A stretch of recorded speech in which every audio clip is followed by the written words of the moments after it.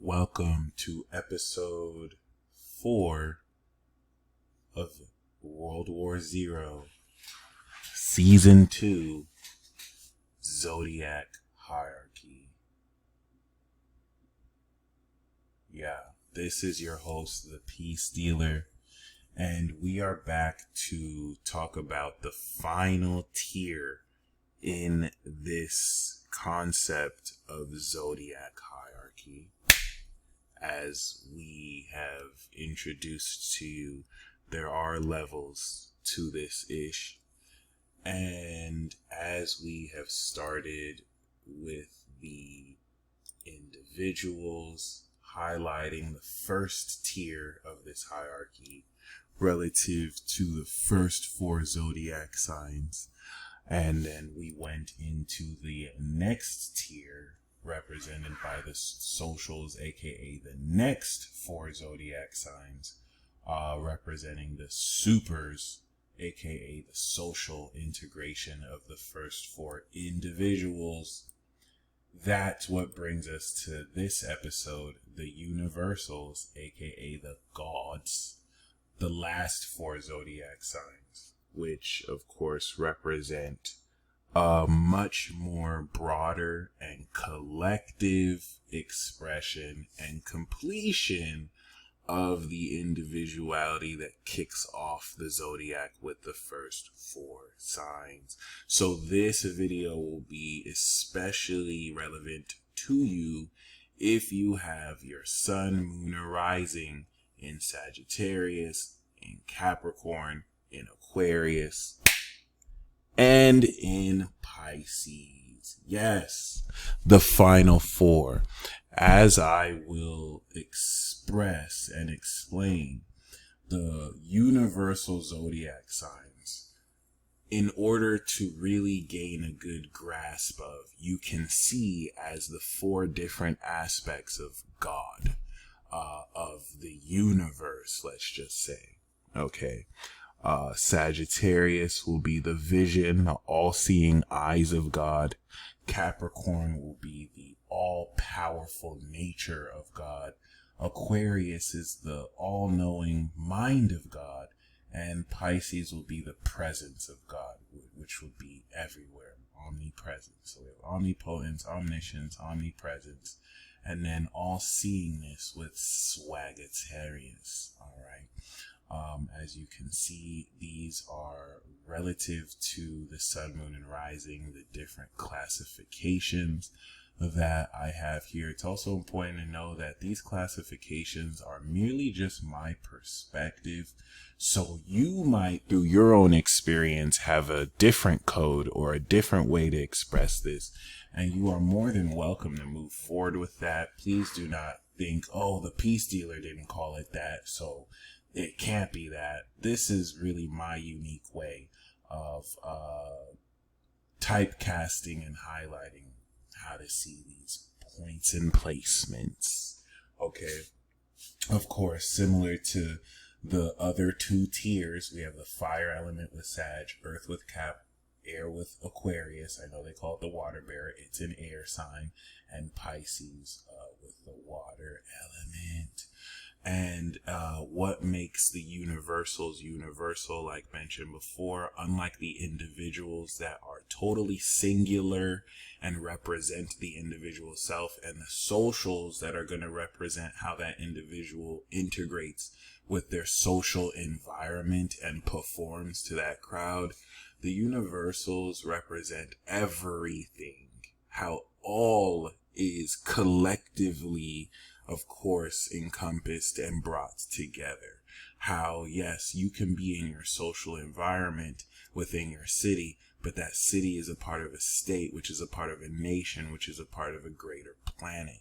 And it ties you into how what events occur throughout the world affect everybody within that collective and world.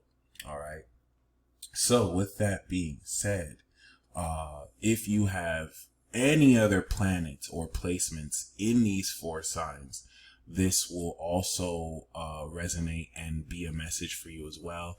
And like we call the individuals originals, and like we call the socials the supers, if you have placements here, you have God level ability, power, energy, perspective. This is at the God level. All right, lowercase g or uppercase g, however you want to put that. It is at the collective, the universal, the God level. All right, this of course has its fair share of pros and cons. Unlike individuals that can focus on themselves, universals, you have more responsibility for everything around you, like the CEO of a company that, you know, can't just default to their individuality. They have to take responsibility for everything that happens within that company. Hence now giving away some of your individuality to gain more of this authority. Okay.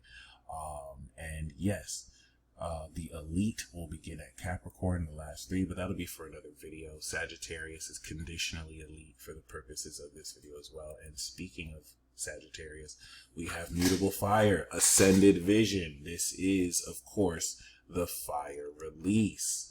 And relative to the fire release, those of you with placements in Sagittarius, unlike the individual Gemini that thinks their own individual thoughts, and the social Virgo that criticizes their own thoughts and other people's thoughts by connecting it with other people's ideas and seeing what's real about each of them, Sagittarius takes those analyzed facts and those criticized opinions, and it synthesizes the meaning of such ideas and facts.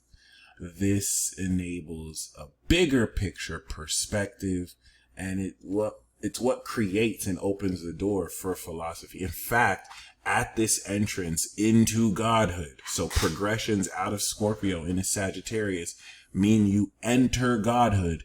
You now, of course, open up this higher vision that begins to ascend itself from outside and beyond your third dimensional visual matrix or sensory matrix. This is going to represent the mind's eye, because it is your two physical eyes that inputs and outputs relative to the refraction of your chorea, your sense of vision.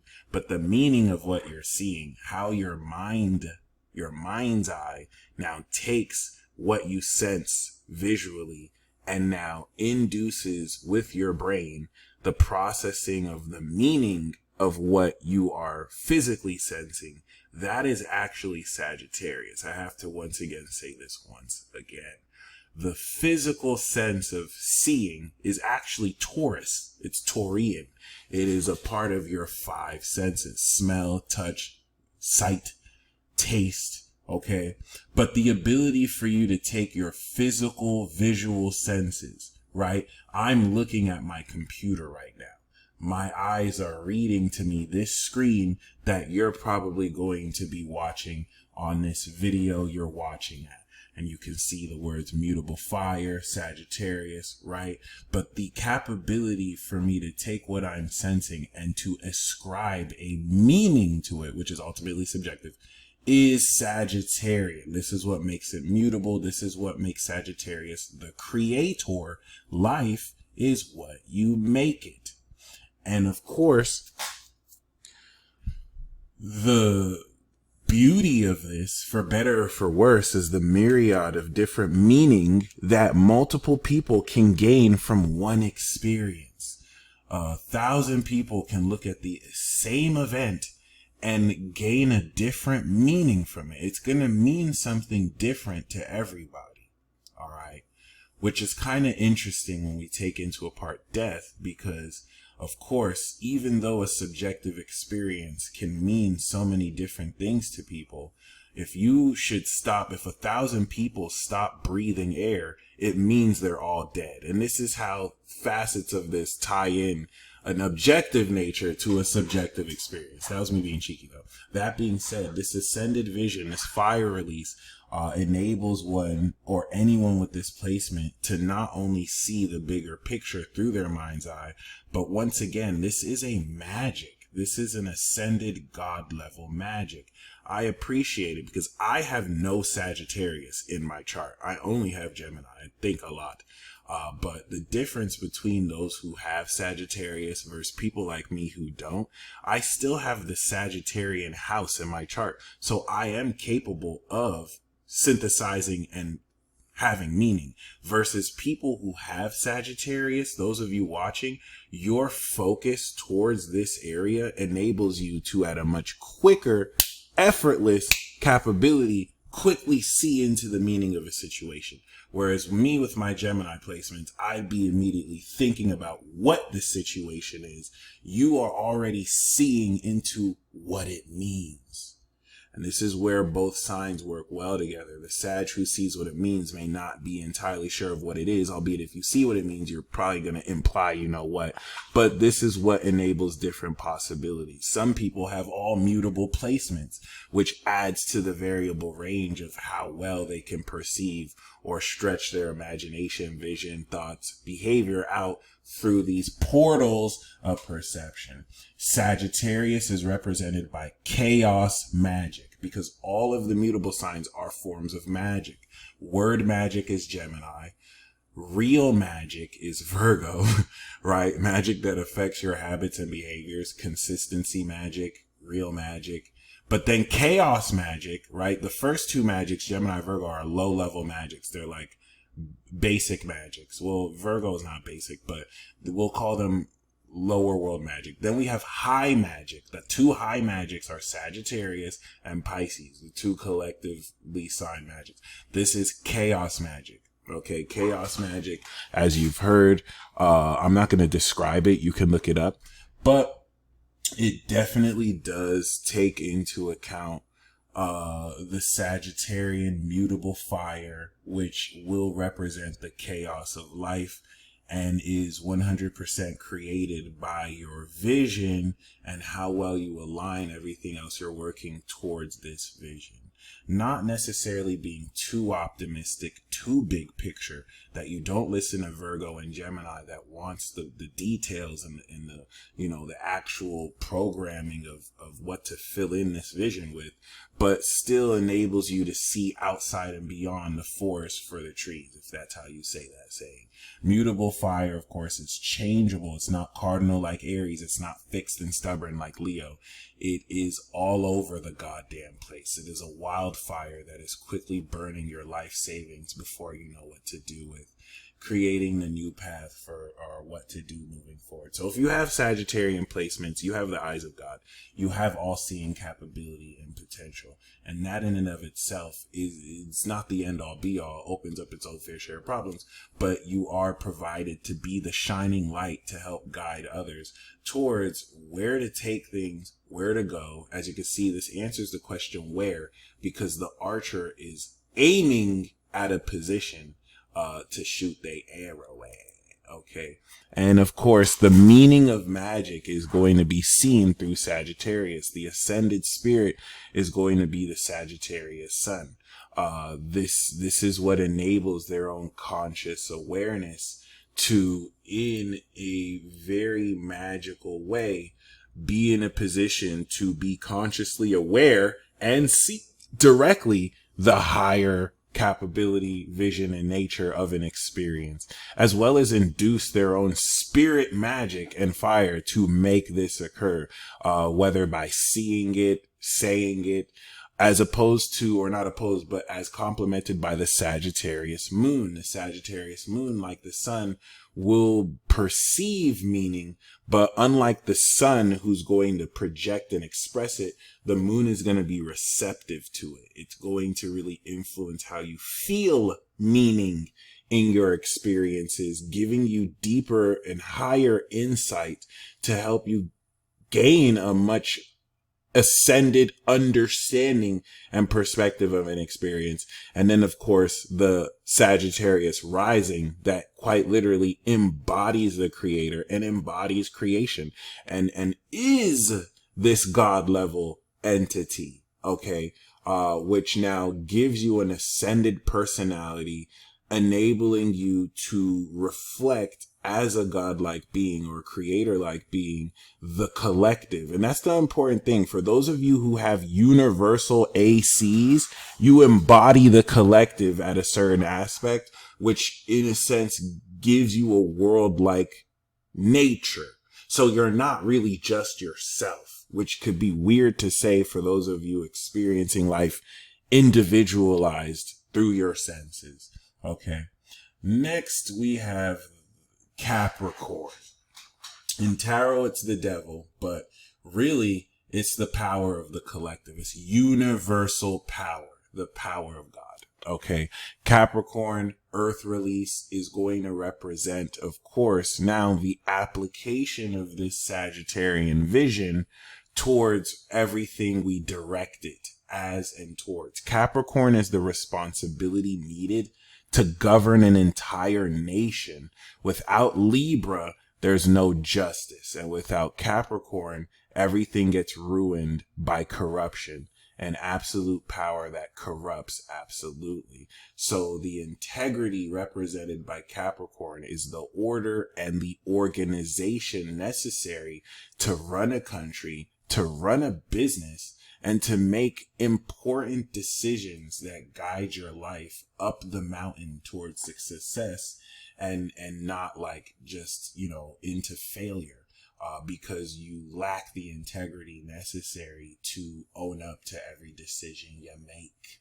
All right. And that's what's going to represent the hard decisions that need to be made. If you notice, Capricorn dilemmas usually come opposite Cancer, where you have people who have to make decisions that can ruin the people who work for the company, who have this family Cancer-like feeling, but then the Capricorn has to decide to make a decision that helps the company but can hurt the people, right? These are the hard decisions. We know that we have to have our business profit, but in doing so, I'm cutting off opportunity for a lot of people who help grow the company.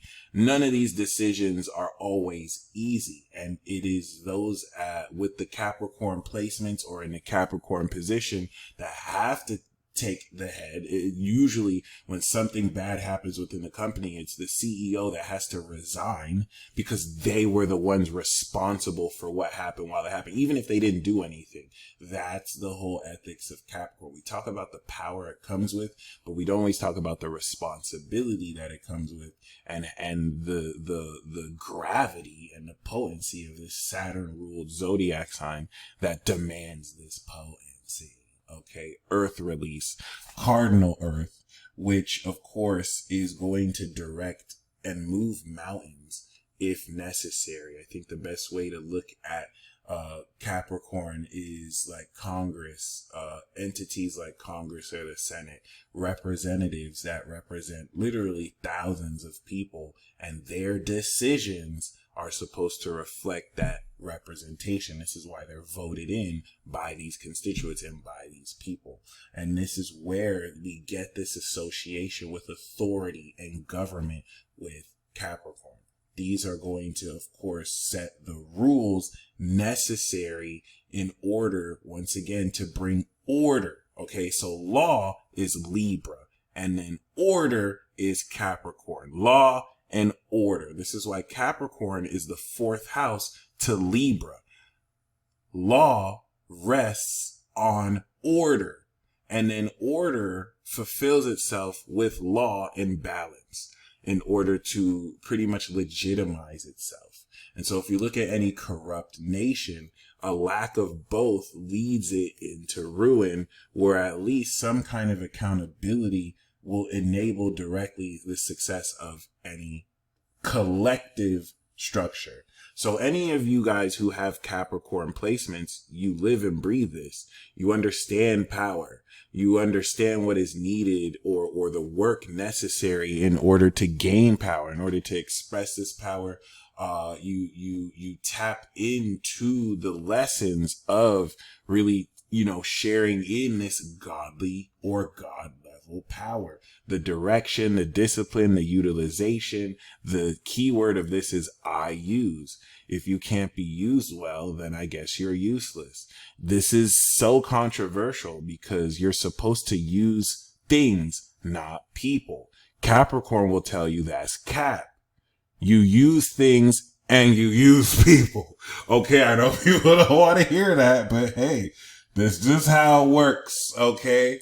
And that's also being able to be used as well, and not being so in your ego that you can't be used where necessary.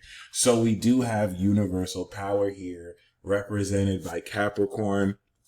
The Capricorn sun is bar none the most powerful spirit that one can have. We'll call it the great spirit. It brings into account all facets of this consciousness.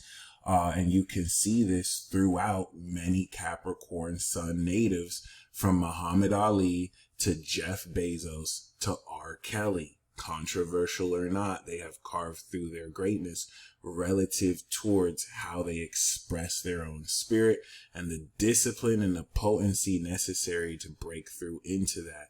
Then you have Capricorn moon, the great soul, represented by the Brahma bull, the Rock, Amy Winehouse, Brad Pitt, any other Capricorn moons you can mention. I can mention one controversial one that is the most hated throughout the world. I just won't say his name. But as you can see, this requires a very powerful soul.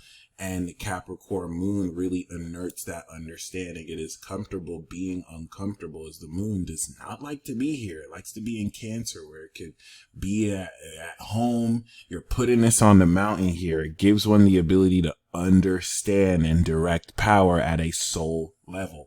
So the Capricorn sun has the spirit of a god. It has a god level elite spirit. The Capricorn moon has a god level elite soul. And then the Capricorn rising embodies greatness. Think Kylie Jenner or other Capricorn risings, whether you like them or hate them. This is the embodiment of the director. If Taurus is the producer who bankrolls the movie, Capricorn is the director that makes sure all the actors have their shit together, because a movie without a good director is trash. You could have the best writing, you could hire the best actors, you could have the best set. If the director is basura, the movie is trash. It's not going to work, and this is why every piece is necessary. And most importantly, the director.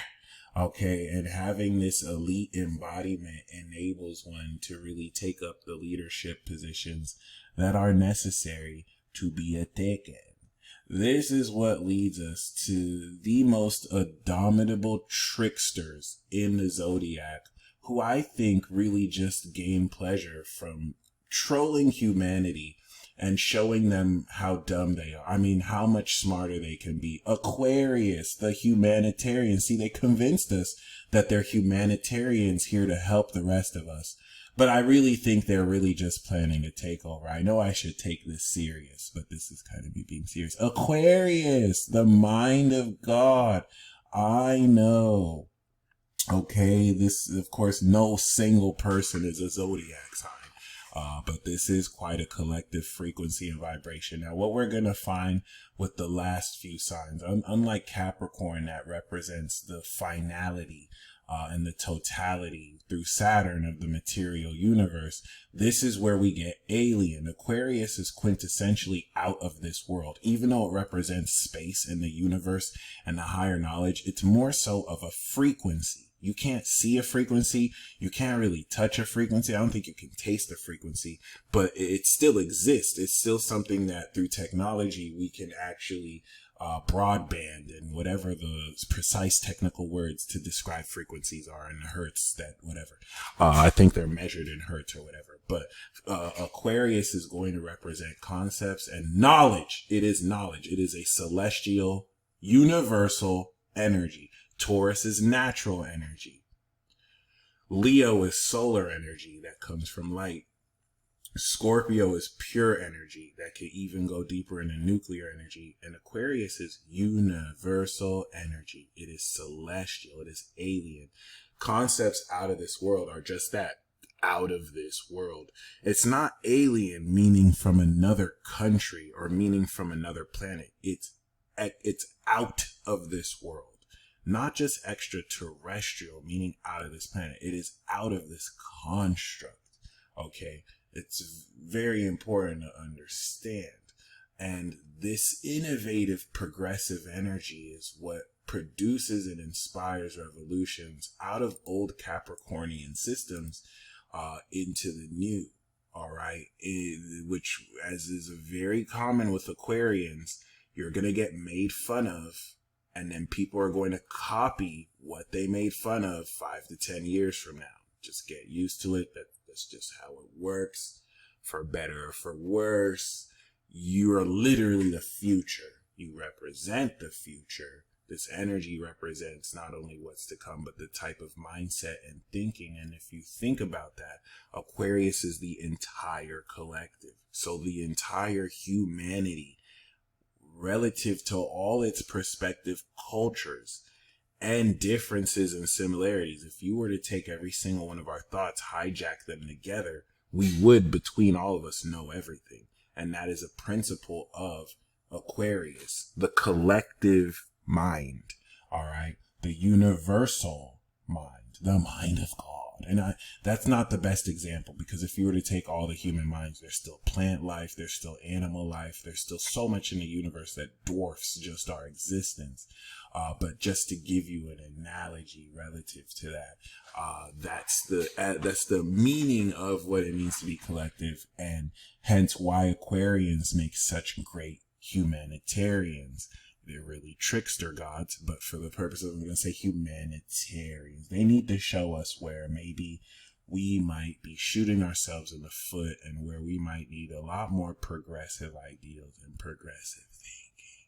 All right, for better or for worse. Abraham Lincoln with slavery, Ellen DeGeneres with LGBTQ before that was even popular. I'm not saying that these are the only two people who started it, but there's a reason why these faces are aligned with these themes. You could see them on the other way around. You could see pro-slavery Aquarians and anti-LGBTQ Aquarians. But, you know, I think it's important to establish their role in pushing humanity towards a lot more progressive themes and ideals. One of the most legendary Aquarians ever, Gucci Mane. If you know, you know, okay?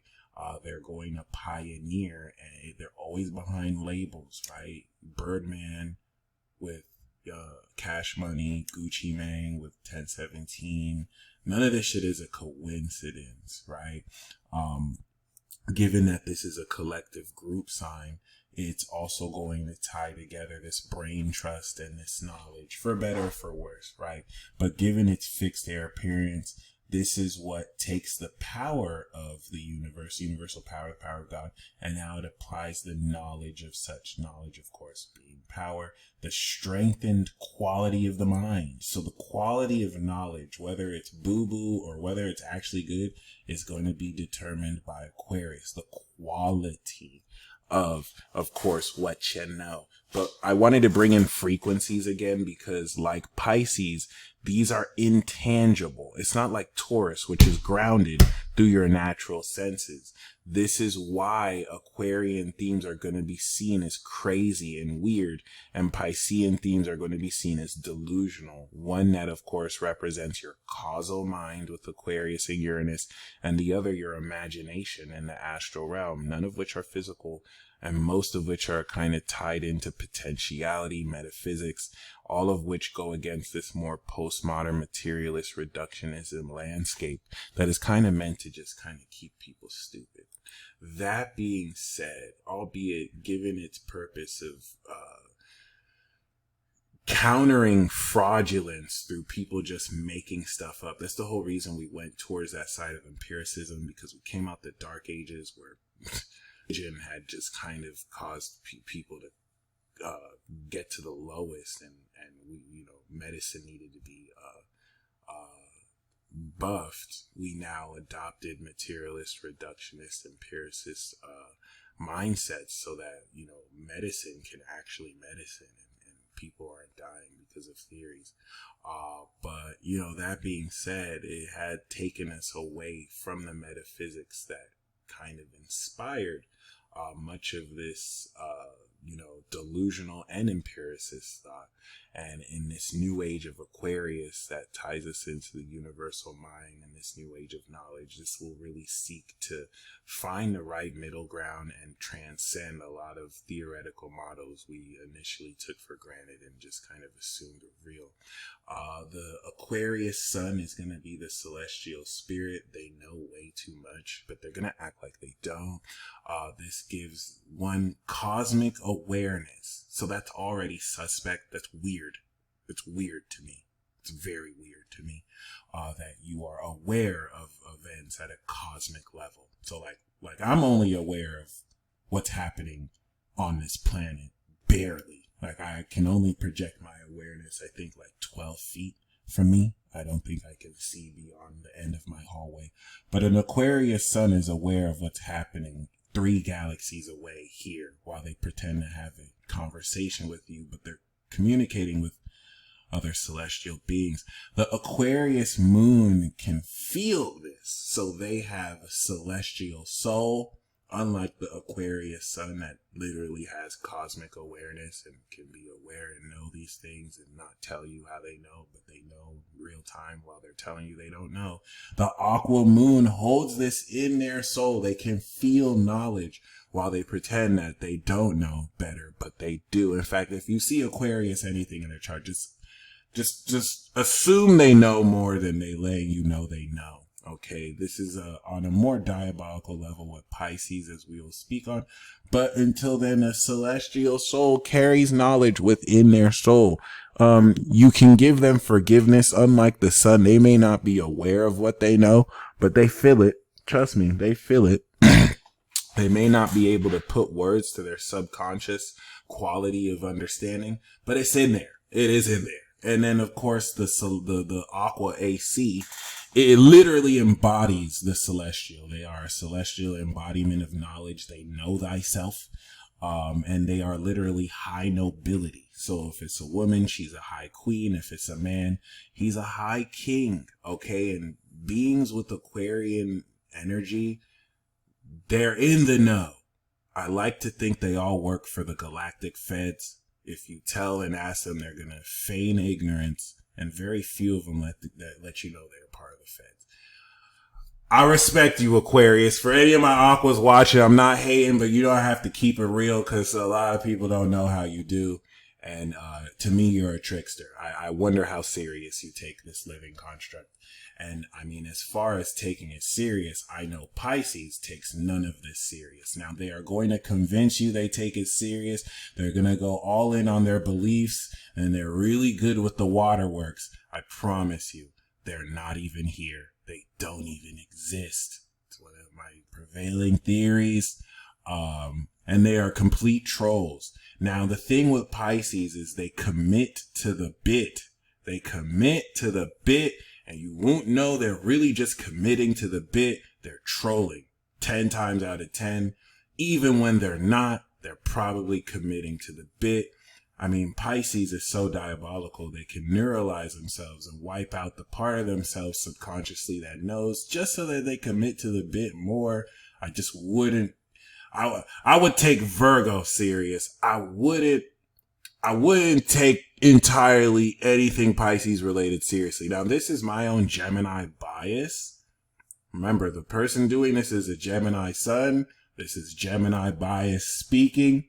I don't want any Pisces to take offense, even though y'all get away with literally everything. So, yeah, I'm a little jealous because of that, because Gemini can nearly get away with anything. We get blamed for everything, so just to watch you guys get away with everything, it makes me feel a certain way. But that being said, we do have omnipresence, the imagination. You are the mascot of the metaphysical, mutable water, dream magic, the last high magic.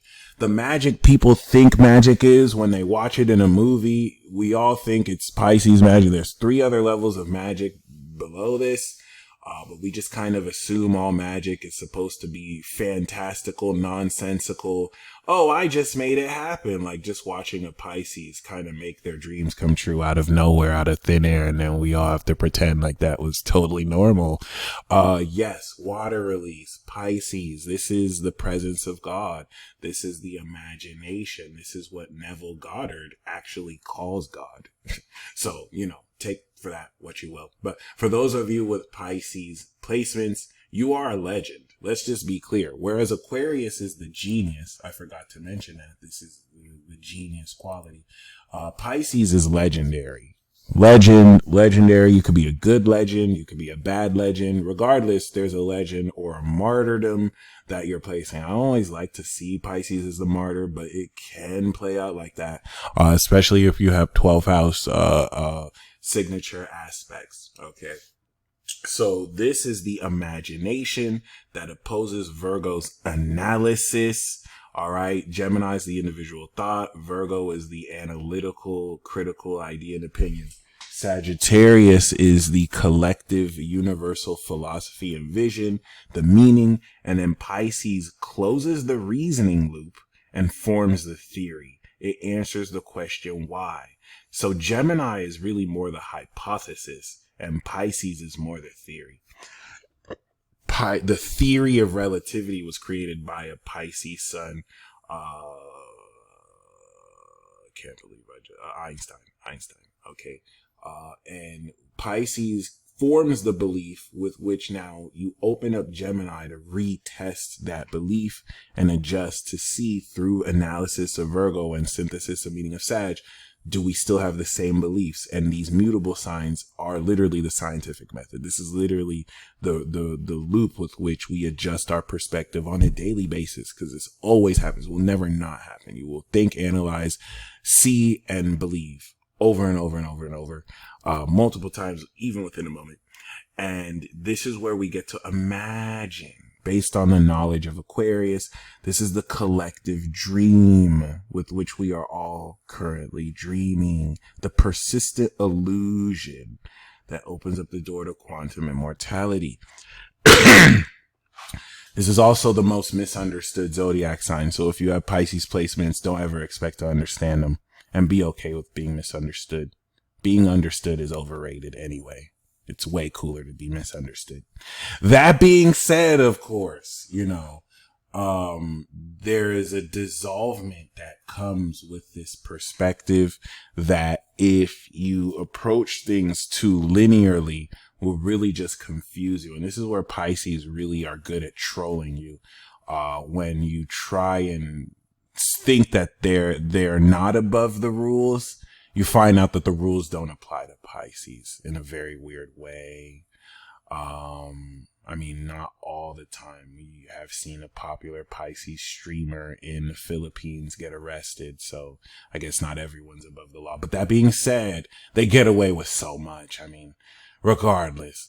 And the reason for that is because this is the highest level of magic.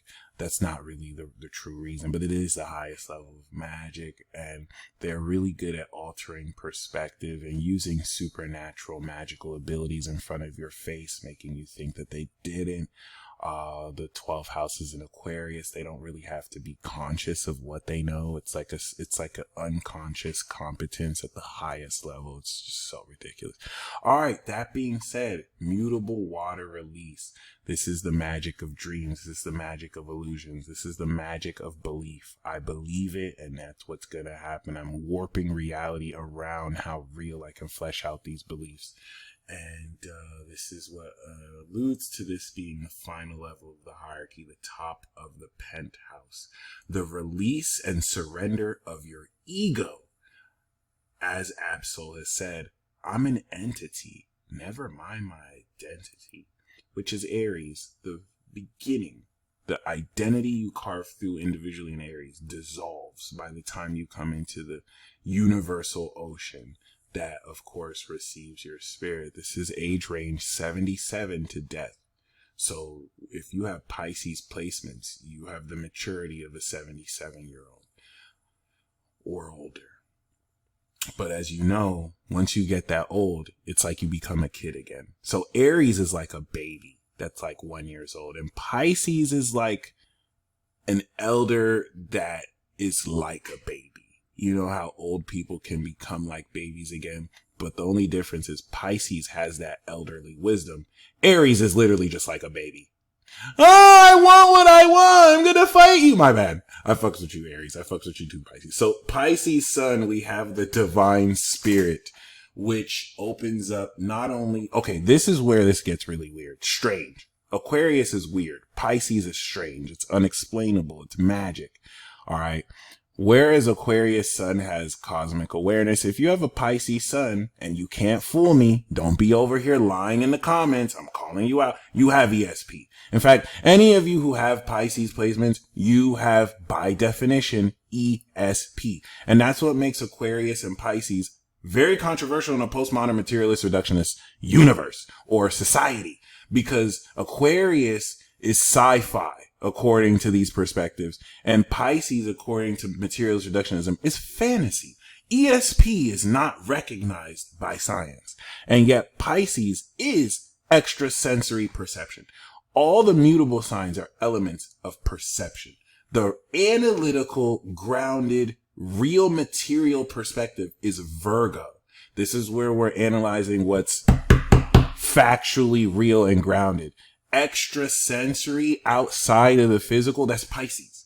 So if you have a Pisces sun, your spirit enables you to see beyond the physical. You have ESP. It's kind of like Sagittarius that can see the meaning of a physical construct, but like you are aware of reality from outside the veil. And that's some very sinister shit to not tell people. Yes, I know when you tell people, they call you delusional. So I know you do have your own, side of things where many Pisces do express what they do, but because they're in a reality that has not supported their existence with the proper language or the proper resources, they are a fish out of water, and they just look and feel delusional, like a fish out of water would look, just flopping around everywhere, not really understanding that they are aware of things you literally can only dream of.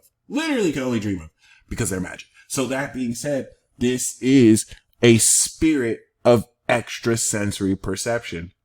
Your awareness enables you to connect dots that no one else could really connect because they don't have your spirit. Virgo discriminates and it breaks every piece into its individual part. Pisces is collective and can see the interconnectivity of everything, related or unrelated. That's a special type of sense. You either got it or you don't.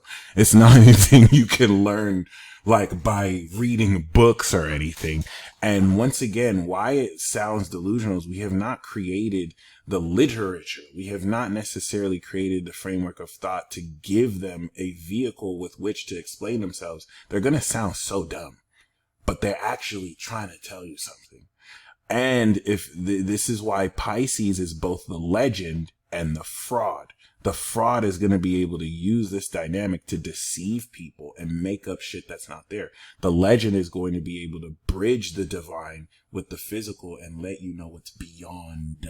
Hence why Pisces are the beyonders. And if you want a power scaling, in Marvel, the beyonders are all Pisces. Like that's what Pisces represent. The celestials in Marvel would be Aquarius. The celestials. The beyonders would be Pisces, if you want like a comic book scaling equivalent. The Pisces moon has the divine soul. They feel everything. They're the most sensitive moon signs ever. They cannot feel everything. It's not like the moon in Cancer that can feel very deeply, or the moon in Scorpio that can feel extremely deeply relative to their social environment. The Pisces moon feels everything all at once, which I can imagine does not feel good, but could feel divine, depending on how these mutable placements fluctuate. It's not a cardinal or a fixed soul. It's mutable. It's feeling everything everywhere all at once, like the movie. So this now enables said extrasensory perception. Instead of being consciously aware of, you're receptive to. You can feel the beliefs of others. You can feel, of course, the vibration that the Pisces sun is aware of. And then the Pisces rising embodies the divine. You are the divine being.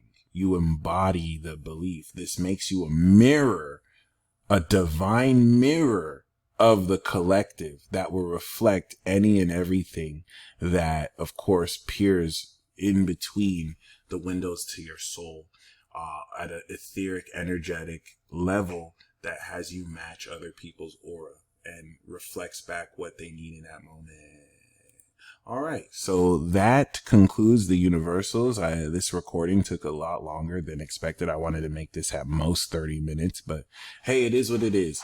And the universal collective elements, complete perspectives, as the individuals have two cardinal signs, Aries and Cancer. The socials have two fixed signs, Leo and Scorpio. And then the universals have, of course, two mutable signs, Sagittarius and Pisces. I see, fire release. I decide, earth release. I know, air release. And I believe, water release. There we go. And like I mentioned before, any of you that have placements in these signs, you have a collective nature of yourself. You have a collective spirit and consciousness. If your sun is here, you have a collective soul, a God level soul. If your moon is here, you have a collective embodiment. You embody the God level, the universal level. If your rising is here, if you're Venus, Mars, Mercury, anything, you think, behave, you feel, you love at this level. Okay. And with that being said, we've closed out basically the first episode. Now, I do want to do a conclusion episode that takes into account all these combinations. Namely, you might, after watching this video, realize, well, my sun is in the universal signs, but my moon is in the social signs. That's a specific archetype. You are what we call a social universal being. Or maybe your sun, moon, and rising are all in the first four signs. You are what we call the quintessential individual. Or maybe you have your moon in a social sign, your rising in a social sign, but your sun is in the first four signs. You're what we call a social individual that embodies the social dynamics, or with a social personality. Or maybe you have a universal rising sign, a social sun sign, and an individual moon. Then you are what we call an individual social with a universal embodiment and personality. So these are the different archetypes. I'm going to really go into the conclusion to at least give you more of an idea of how to expand this hierarchy and mythos, and how, where you fit within the hierarchy and all the different ways this can express itself. So I'm definitely looking forward to that episode. For those of you, of course, who have universal placements, comment them down below. How does that express itself in your life? Do you know other people with collective placements? And how do you notice their behavior is, other than socials who might want to go out all the time, or individuals who might want to keep to themselves all the time? All right. You have individual universals who are more introverted. You have social universals who like to go out more, but they could be introverted, extroverted, ambiverted. It really doesn't matter. Comment down below all the combinations you may have, as we will look forward into this for the finale of this portion of the series in World War Zero. And I will see you guys next time. And until next time, peace.